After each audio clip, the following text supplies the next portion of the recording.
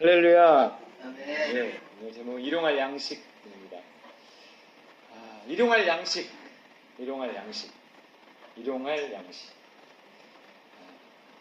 도대체 이 일용할 양식의 범위가 어디까지인가?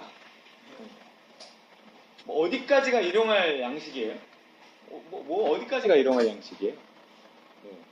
또 누구에게 일용할 양식을 준다 그러는 걸까요? 뭐 교회만 다니면 다? 뭐 돈으로 따지면 최저임금을 벌게 해주시겠다는 건가? 일용할 양식을 준다는 게 무슨 말일까? 그런 생각을 해봅니다. 일용할 양식에 대한 의문이 끊이지 않습니다. 제가 성경 보면서 삶을 살아가면서 가장 궁금한 것 중에 하나가 바로 이 일용할 양식. 특히 이 말은 주기도문에 나오기 때문에 더 자주 접하게 되고 더한 궁금증을 유발시킵니다. 누구는 삼시세끼도 해결하기 어려웠던 당시의 유대인들을 향한 말이지 지금 풍족한 우리들한테 해당하는 것은 아니다. 이렇게 이야기하는 것도 들어봤습니다. 하지만 정말 그럴까요? 여러분 정말 일용할 양식을 걱정 안 하시나요? 예수 믿으면 과연 먹고 사는 일이 자연스럽게 저절로 해결이 되는 걸까요? 그분이 우리 가정에 먹고 사는 문제를 책임지시는 거예요? 그랬으면 참 좋겠습니다. 그런데 성경은요, 분명 그렇게 하신다고 약속하신단 말이에요. 우리 먹고 사는 거 가만히 생각해 보세요. 그냥 내가 열심히 일하고, 우리 신랑이 열심히 일하고, 그렇게 해서 먹고 사는 거지. 과연 그거를 하나님이 먹여 살리는 걸까? 이런 생각을 가질 수 있단 말이에요. 그런데 우리 믿는 자들의 먹고 사는 일은 하나님이 해주신다는 성경은 분명히 이렇게 이야기한다는 거죠. 우리 빌립보서 4장 19절 말씀 읽어보겠습니다. 시작. 나의 하나님이 그리스도 예수 안에서 영광 가운데 그 풍성한 대로 너희 모든 쓸 것을 채우시리라. 아멘. 너희 모든 쓸 것을 채우시리라. 여기서 우리가 알 수 있는 사실은 일용할 양식이라는 것이 단순히 먹는 것의 문제에 그치지 않는다는 걸 알 수 있어요. 일용할 양식이라 그랬다고 꼭 밥만을 말하는 건 아니란 말이에요. 모든 쓸 것이라고 하죠. 나와 가족의 모든 쓸 것을 채우신다는 것입니다. 하지만 이거 하나 믿는데 아주 오랜 시간이 걸립니다. 결국 이건 말씀만으로 믿기 어렵고요. 실제로 모든 쓸 것을 채우시는 경험을 통해서만 점차로 믿을 수 있더라고요. 가장 기억에 부모님 밑에서 이렇게 먹고 살 때는 잘 몰랐는데 이제 결혼하고 나서 어릴 때 정말 저희 처음에 결혼할 때 아무것도 없이 했기 때문에 저는 학교 조교였고 집사람 그때까지 학교 다녔어요. 이럴 때 그런 상황이었기 때문에 진짜 어느 날 다 딸도 떨어지고 다 떨어졌을 때도 있었어요. 근데 그러고 나니까 뭐가 자꾸 누가 이렇게 밥 먹으러 오라 그러고 잔치가 있고 그래서 제 기억으로 한 일주일 정도 아무것도 없었는데 있었을 때보다 더 잘 먹었던 기억이 있어요. 그러면서 그런 걸 보면서 하나님이 일용할 양식을 주시는구나. 근데 이게 없기 전에는 잘 느끼기가 어렵거든요. 근데 이게 없어 보니까 일용할 양식이 피부로 와 닿더라고요. 하나님 채우신다. 이 점차로 믿을 수 있는 것 같아요. 점차로. 이런 경험이 있다고 그 다음 딱 믿는 것도 아니에요. 저 또한 이 믿음이 완전하다고 할 수 없습니다. 현재도 마찬가지. 평상시에는 괜찮다가도요. 또다시 위기가 오면 또 두려움이 생겨요. 하지만 위기 때마다 기적같이 채우시는 하나님을 경험하고 또 경험하다 보면 조금씩 두려움이 줄어드는 것을 느낄 수 있습니다. 다른 것도 그렇지만 이 일용할 양식은요, 믿음이 자라면서 하나님과의 관계가 깊어지고 하나님을 조금씩 알아가면서 점점 믿어져 가는 것 같아요. 일용할 양식을 주신다 그랬다고 나 믿습니다 이게 아니라 믿음이 자라는 만큼 일용할 양식에 대한 확신도 커져가더라는 거죠. 하나님은 이 일용할 양식의 문제를 가지고 우리를 시험하기도 하시고 또 훈련하기도 하시고 우리 믿음을 자라게 하십니다. 좋아요. 그분이 우리에게 모든 쓸 것을 공급하십니다. 하지만 모든 그 쓸 것이라는 것의 한계가 어디까지일까요? 나의 쓸 것이 뭐 명품 핸드백이나 뭐 완전 유기농 최고급 뭐 식품들로 채워달라 그러면 하나님 채워주시는 걸까요? 한 50평 좀 고급 아파트에서 나도 살아보고 싶은데 하나님 그것도 공급해 주시나요? 그게 다 일용할 양식에 들어있는 걸까요? 우린 그 철없는 자식처럼 조금 더를 외칩니다. 때론 막 욕심껏 써놓고 또 이렇게 빚지면 갚아달라고 그러기도 합니다. 물론 채워주실 수 있고 갚아주실 수 있어요. 아버지니까 그럴 수 있어요. 하지만 그러면 안 되는 거잖아요. 하나님은 우리의 필요를 채우시지 욕심을 채우시진 않는다라는 걸 좀 기억할 필요가 있어요. 왜냐하면 우리의 욕심은 한이 없기 때문에 그래요. 한이 없어요. 우리도 자식이 뭘 바랄 때 그것이 필요인지 욕심인지 따져보잖아요. 요즘에 하림이 자꾸 옷을 사주게 되는데 이게 하는 일이 그렇다 보니 그게 필요가 되니까 사줄 수밖에 없더라고요. 돈이 있건 없건 그렇게 되더라고요. 그러나 그거를 보고 똑같이 형도 사주는데 뭐 오빠도 사주는데 이렇게 되면 그거는 조금 또 달라지는 거잖아요. 여기 자식이 뭘 바랄 때 이게 필요인지 욕심인지 따져볼 수밖에 없어요. 물론 필요만 채울 수 없다는 걸 알아요. 아시죠? 그래서 욕심도 채워줍니다. 하지만 이게요 부작용이 있더라고요. 부작용. 이스라엘이 광야에서 만나를 먹었을 때는 아무 문제가 없었어요. 근데 그들이 고기 욕심이 나서 고기를 막 먹고 싶다 그러고 그래서 하나님이 하늘에서 메추라기를 이렇게 떨어뜨려 갖고 그들이 고기를 먹게 돼요. 근데 그리고 배부르고 좋게 끝났으면 좋은데 고기를 주시면서 징계를 함께 주셨어요. 그 고기가 입 안에 아직 가득 있을 때 하나님께서 쳐서 죽게 한 사람들이 생겼다는 거죠. 어쩔 수 없어 주시지만 이게 뭐 꿀밤을 함께 주는 거예요. 에휴 가져라 했어요. 에휴 너 먹어라. 그런 것들이 있어요. 우리의 욕심으로 구할 때 욕심으로 진 빚은 갚는데 많은 고통과 훈련이 따릅니다. 돈이든 빚이든 욕심이든 뭐 제가 별로 할 말이 없지만 뭐 그렇다고 또 뭐 할 말이 없는 건 아니에요. 그동안 얼마나 많이 산다는 게 일용할 양식에 대한 훈련과 이렇게 더불어 되는 거더라고요. 믿음이 자란다는 것이 일용할 양식에 대한 훈련과 더불어 돼요. 그동안 얼마나 많은 체험과 훈련과 연단과 징계가 있었겠습니까? 중요한 건 그거더라고요. 욕심을 그대로 둔 채 그 욕심을 채우시는 하나님을 찾으면 하나님이 처음에는 채워주세요. 처음엔 채워주시지만 나중에는요 그 욕심에 대해서 자꾸 이제 말씀하시기 시작하고 나중엔 징계하시기 시작하고 이러더라고요. 우린 그 욕심까지도 채워주시는 하나님을 통해서 욕심이 채움받았으니까 또 다른 욕심을 채우려고 하면 안 된다는 거예요. 이용해 먹는 거잖아요. 예수님이 제자들에게 물고기를 많이 잡게 해주시니까 제자들이 뭐라 그래요? 동업합시다. 그러나요? 우리 협동조합 하나 만듭시다. 막 이러나요? 아니에요. 어떻게 했죠?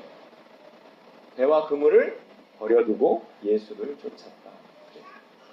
채워주실수록 체험이 많아질수록 그 하나님을 더 큰 욕심을 채우는데 이용하기보다 그분을 믿고 이런 하나님이구나. 하나님의 사랑을 경험한 거잖아요. 그 하나님을 믿고 이 욕심을 줄여가야 합니다. 하나님이 믿어질수록 하나님과 가까워질수록 욕심은 자연스럽게 줄어들더라고요. 욕심이 줄잖아요? 그럼 만족은요 아주 가까이에 있어요.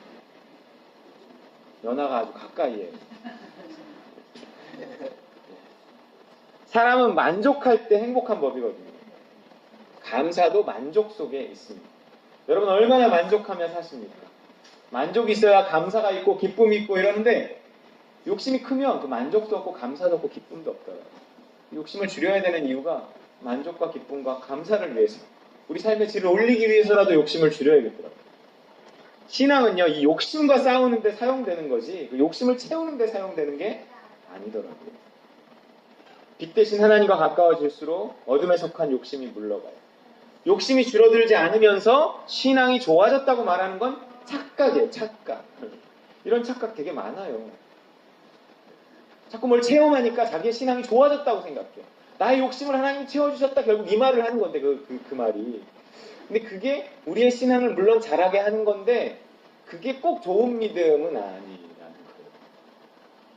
뭐 오래 교회를 다녔으니까 좋아졌겠거니 하는 거고 교회 문화에 젖어들다 보니 뭐 좋아졌겠거니 하는 거지 실제로 하나도 좋아지지 않았을 수 있어요.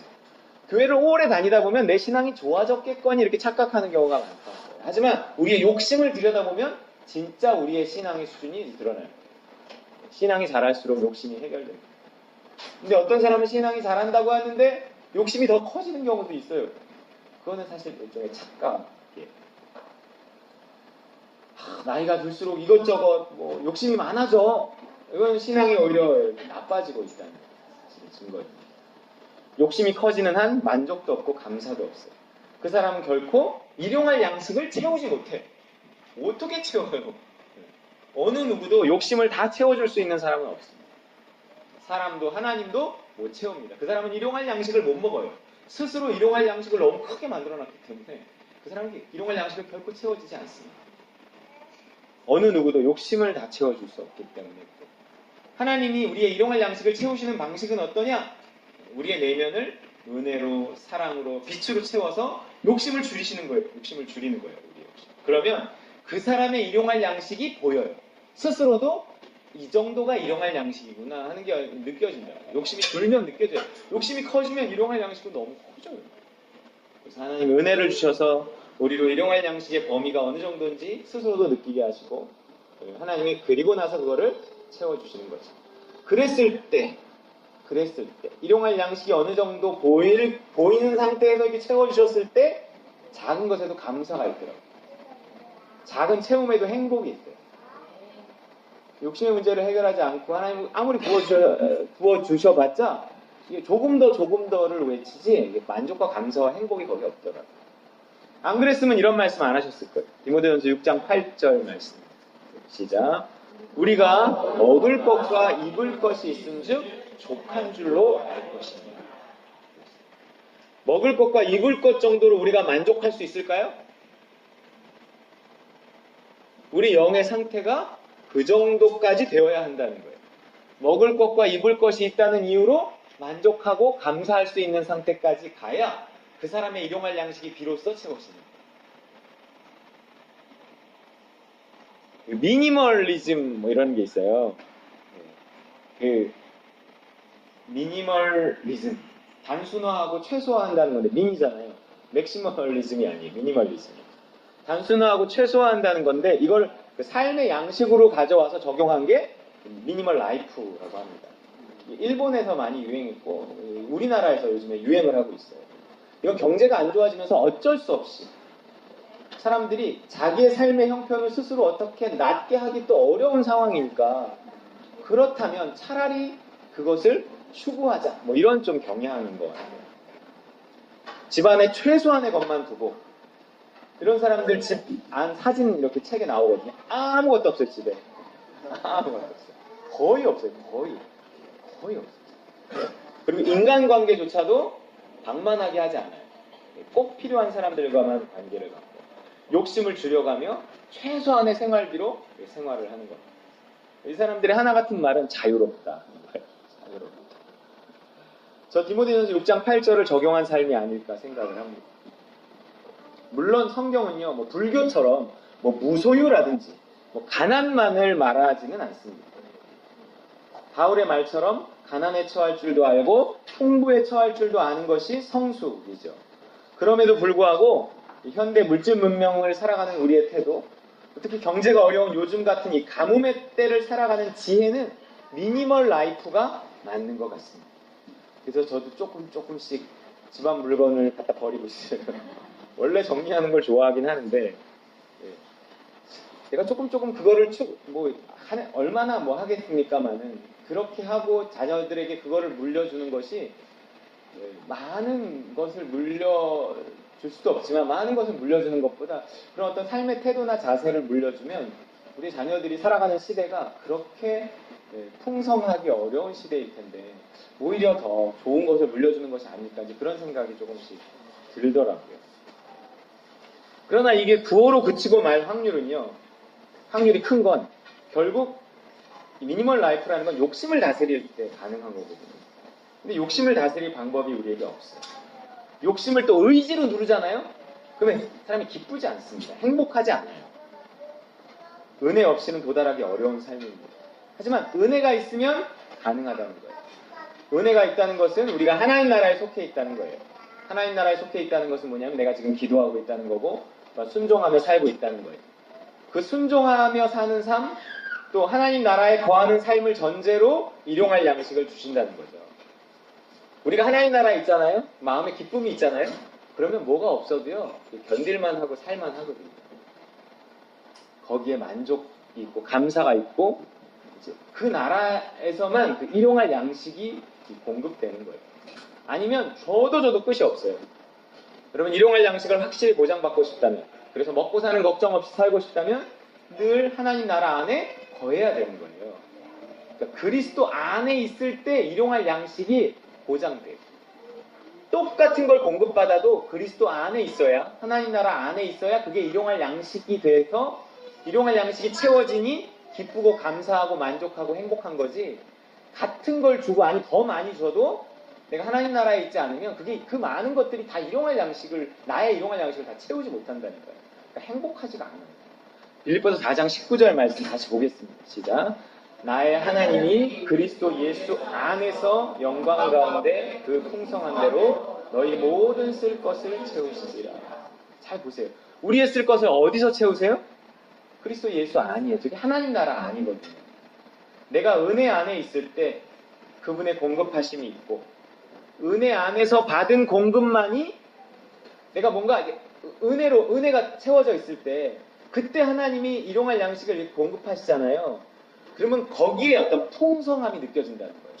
뭔가 적은데도 풍성하게 느껴져요. 그리고 그 풍성하게 느껴지는 속에서만 하나님께 영광을 돌릴 수 있어요. 영광을. 하나님 감사합니다 할 수 있는 거예요. 작은 것을 받은데도 크게 감사할 수 있는 건 은혜로 기본적으로 채워져 있을 때 그렇다는 거예요. 너희 모든 쓸 것을 예수님은 뭐라고 표현하셨냐면 이 모든 것 이렇게 표현하셨어요. 이 모든 것을 더하시리라. 이 모든 것을 채워주시라. 어느 때 그렇게 채워주신다고 했냐면 읽어볼게요. 시작.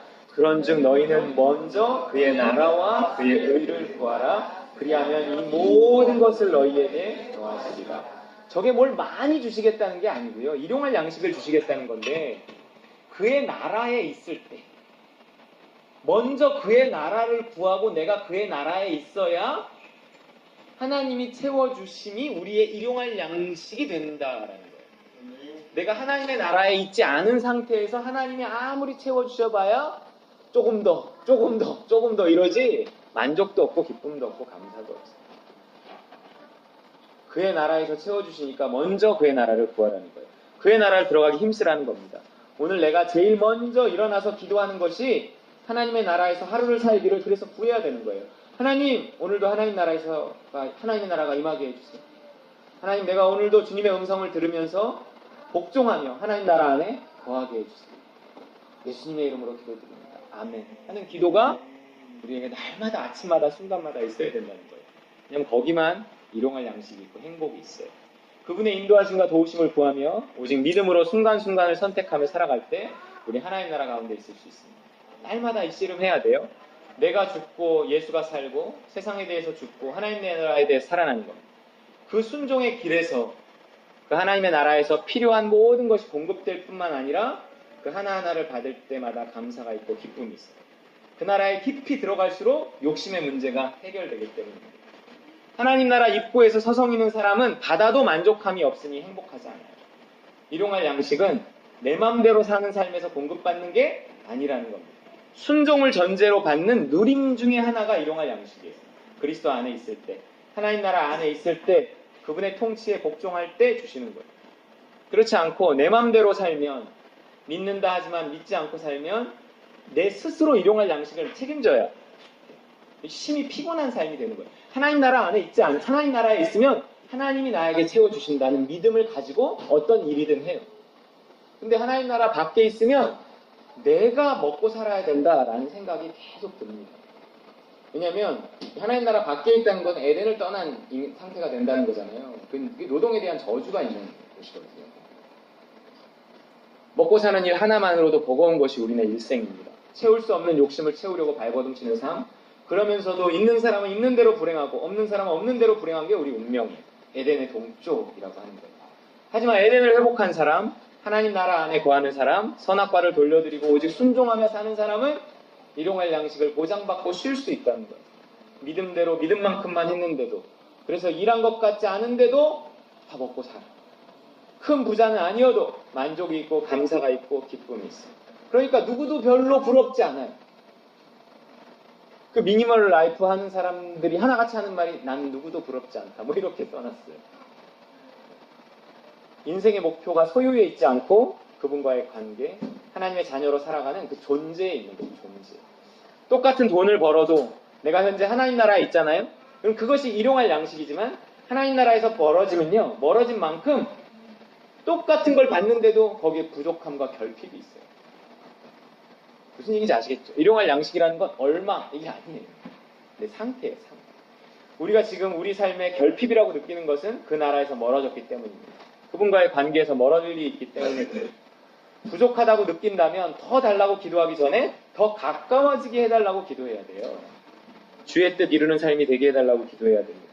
부족함 없는 삶은 내가 주인이 되어 살아가는 삶에서 결코 얻을 수 없는 거예요. 욕심을 이루면 또 욕심이 생기기 때문이고요. 오직 여호와가 나의 목자일 때, 그분이 내 삶을 인도해 가실 때만 푸른 초장 쉴만한 물가에 이르러 부족함이 없다 이렇게 고백할 수가 있어요. 시편 23편에 뭐라 그래요? 읽어볼까요? 1절만. 여호와는 나의 목자시니 부족함이 없으시리라. 그러니까 뭔가 하나님이 인도하시는 삶, 하나님 나라 안에 거하는 삶에만 부족함이 없다.